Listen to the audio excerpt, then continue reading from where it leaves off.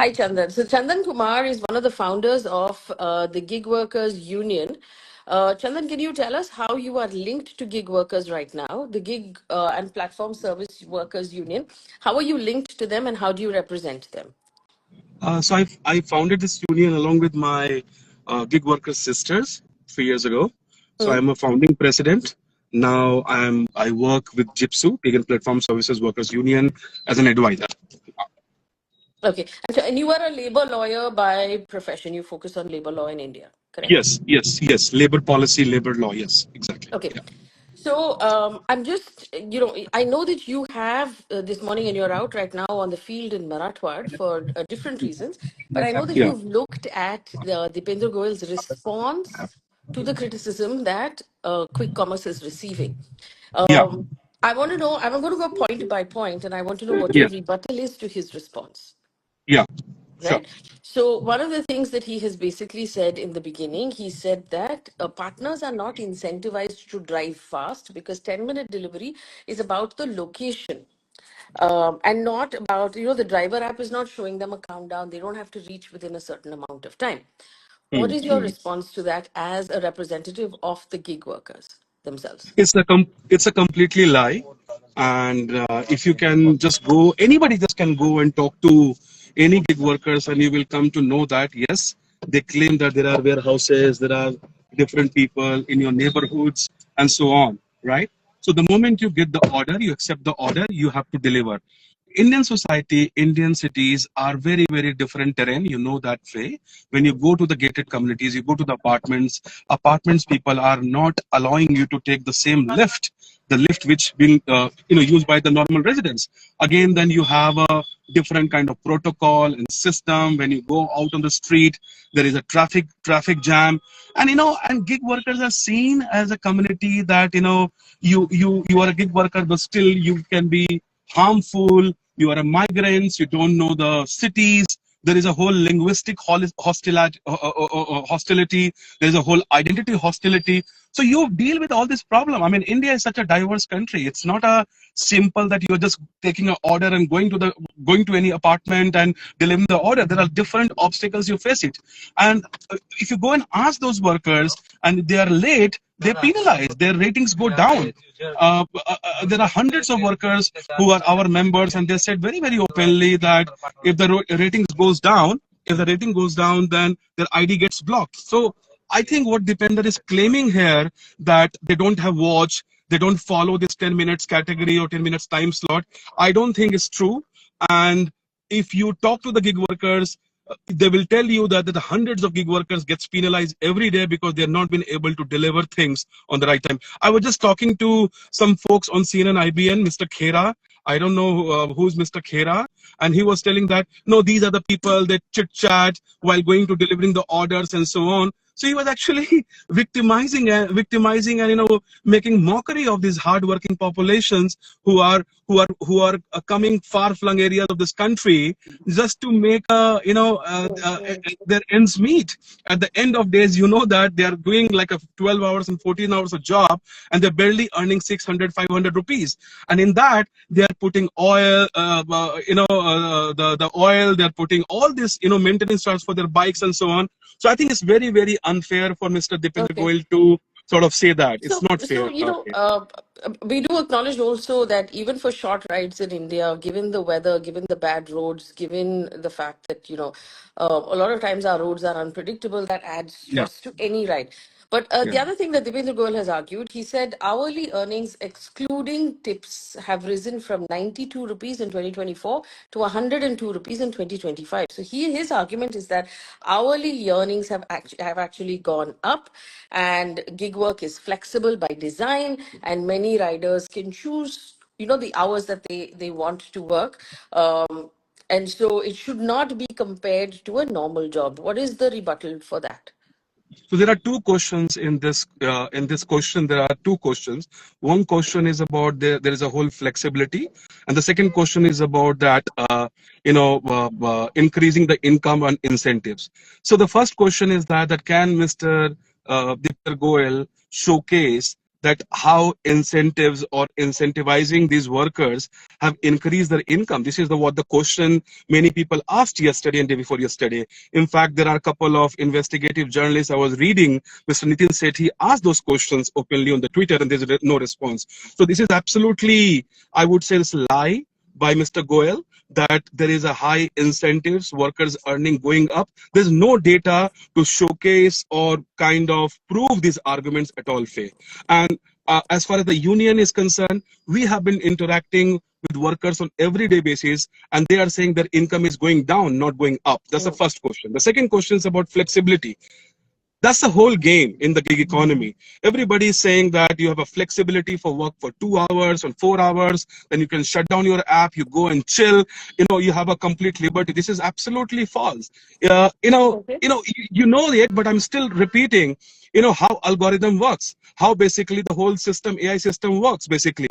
So company expects you to be available on the app for 12 to 14 hours so that you can accept the jobs. The moment you switch off your data, the moment you basically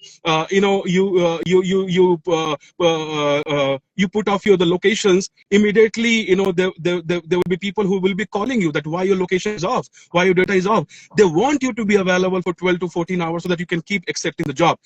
So saying that the gig workers has flexibility is not the case. They will bring your ratings down on these questions because you are not available. Maybe you are sick, maybe you are doing some emergency family responsibilities and etc, and because of that you're not available on the app, and they bring your ratings down and they will block your ID. So this is absolutely digital slavery, Faye, and what Dipender is saying is absolutely false, and Okay. I have So, the evidence. I there's can an get you the workers extension, to talk about that. Chandan. Yeah.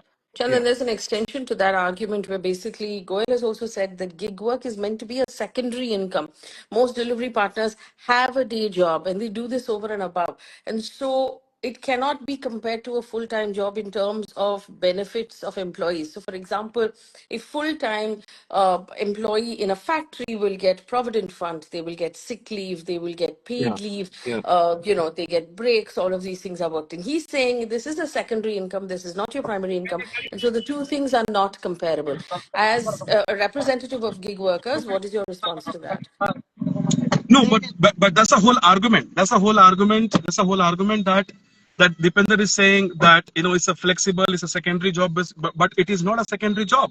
It's a primary job.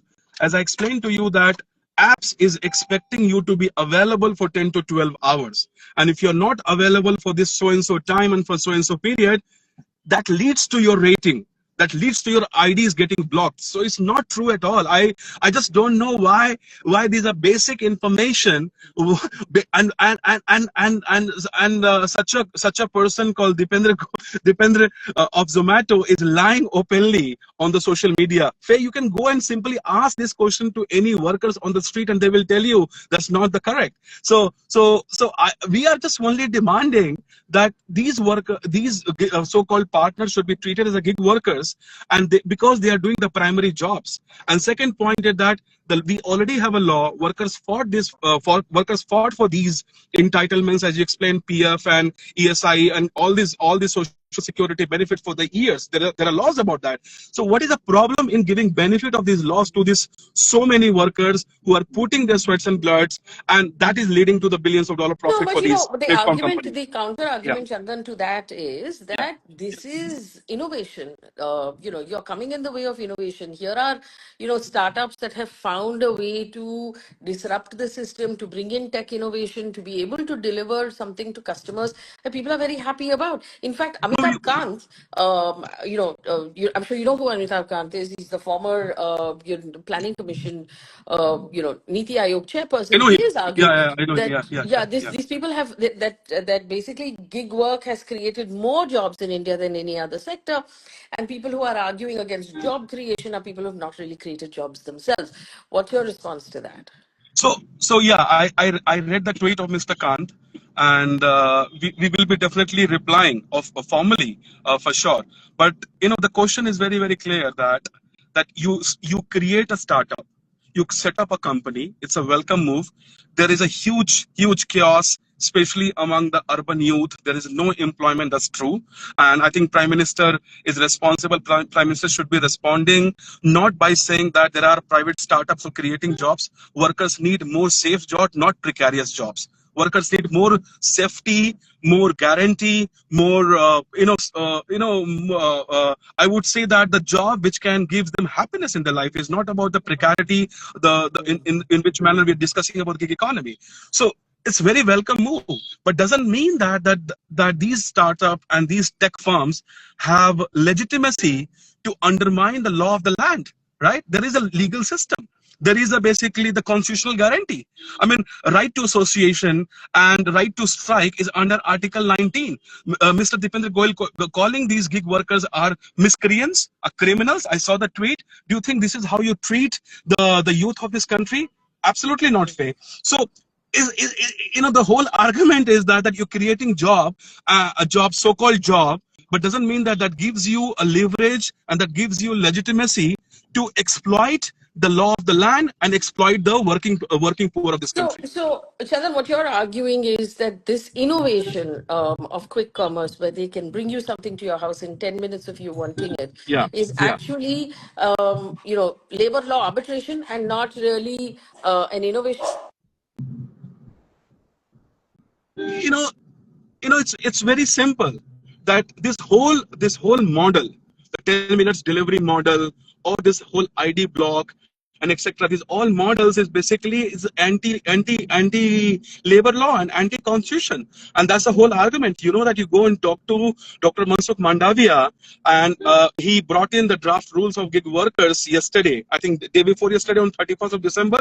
There's a whole argument that what government is offering is social security, but gig workers is demanding employment regulations. Gig workers is demanding that my IDs should not be get blocked or suspended without consulting with me. You cannot just do the arbitrary cancellation and blocking of my ID. So what gig workers is demanding are not being heard by this government. And this is exactly what platform companies are doing. Platform companies are imposing all the anti-workers conditions to make their own profit. Government is doing just to say that we are doing something for gig workers, but the demand of the gig workers is absolutely different. Nobody's hearing and nobody's responding to that. Faye.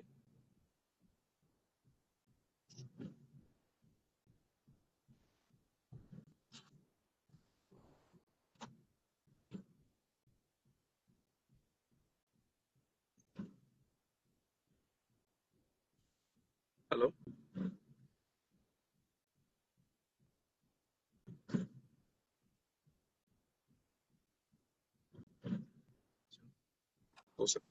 Sorry, I was on mute I because I missed my you.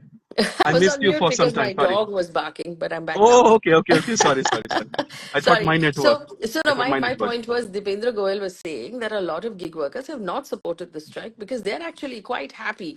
He says, stop any gig worker and ask them, any quick commerce delivery person, and ask them, why are they doing this job? If it is so unfair, why are so many people actually doing this job? Faye, there are two things. First of all, Mr. Goyal is lying again. There are many workers who joined the strike.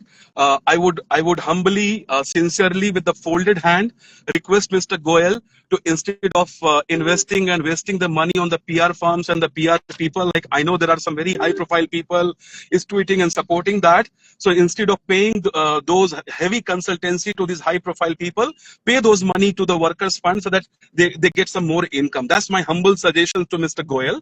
And the second question is that it's an argument that in 18th century, when slavery was in practice, that you look at these people, these are poor people, we are giving them jobs. It's fine if they're working as a slave, but we are giving them jobs. I mean, come on, you are giving an argument that you are creating job, and that gives you legitimacy, and that gives you basically the open power that you can exploit workers and make sure that workers do not have the basic constitutional and fundamental rights. Don't you feel, Faye, is a false and the stupid arguments, and it's an argument which for me is a very seditious argument, is an anti-national argument that you are not ready to follow law of the land and constitution. It's a very seditious statement for me, Faye. So, Chana, tell me something in a nutshell. What are the three, four things that gig workers are demanding? And given the sort of difference of power between the gig workers and the owners of these companies, do you actually think these demands will be met? Why not? I mean, it's a very practical demand. It's a very, very practical demand that we are giving you calculation that if I'm going to 2 kilometer, X is let's say that A is my fuel rate, B is my time, C is my that. You have an algorithm, you have a system. We have a very advanced AI system. You can calculate everything on basis of these calculations. Sometimes you get stuck in the traffic, sometimes because of the, I would say that very classist situation that you are not allowed to deliver something in the any gated society. So you basically factor in everything and calculate through the AI and give that money. If Mr. Goyal is open to talk to the workers representative, we'll be happy to help him, we'll be happy to assist him. So So, that's the what you're first demand. So asking, it's a doable way. so what you're Sorry, go ahead. asking, sorry, what Sorry. you're asking for is a different calculation in remuneration per delivery. Exactly, exactly, exactly. And It so has these to, arguments it of has we to, also want PF it, and paid leave and other benefits, where is that coming from? Health insurance? Because Mr. so, Deepinal Goyal so, has also said we spend 100 crore rupees on insurance every year. He has said hmm, that two paid rest days each month for the women who deliver, tax filing support, and access to gig-specific pension scheme. Are these in line with what you're already demanding? Does it already meet the demands?